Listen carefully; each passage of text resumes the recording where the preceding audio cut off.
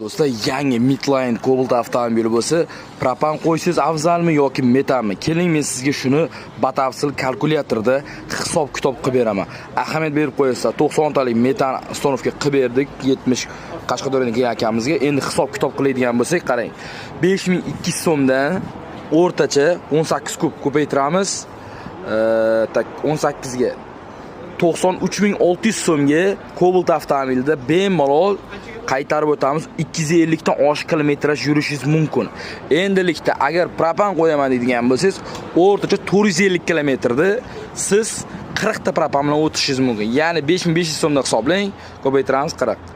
Ya'ni siz 220 ming so'm pulga bemalol 400 kilometr yurib o'tishingiz mumkin. Va propanni va metanni plyus va minusini точностini aytib o'tamiz.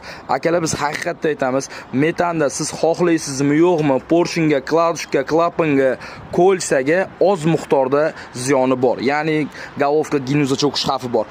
Endi propanni minusiga keladigan bo'lsak, propanda bir donagina anaeraziv filtr turadi, 20 ming so'm bo'ladi. O'sha filtrda har 4000 kilometrda almashtirib turish kerak. Endi pulini tafovutiga keladigan bo'lsak, o'rtacha hisob-kitob 450 kilometr metanda yurishingiz uchun siz 180-190 ming xarajat qilishingiz kerak.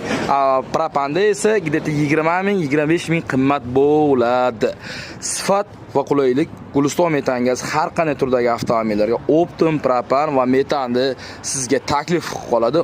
Obuna bo'lishni unutmang. Obunachilar uchun mega skidkalarimiz davom etmoqda. Proshipka programma gaygacha bo'lgan dokument mutlaqo bizda bonus. Ha, aytgancha propan aktam 95 va 95 dan yuqori aktam beradi.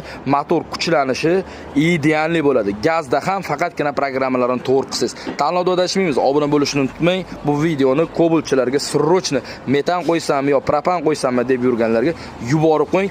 Agarda siz taksi qilaman, yurishim ko'p deydigan bo'lsangiz, baribir metan ozgincha arzonroqqa tushadi. Tanlovda adashmaymiz. Guliston Metangaz.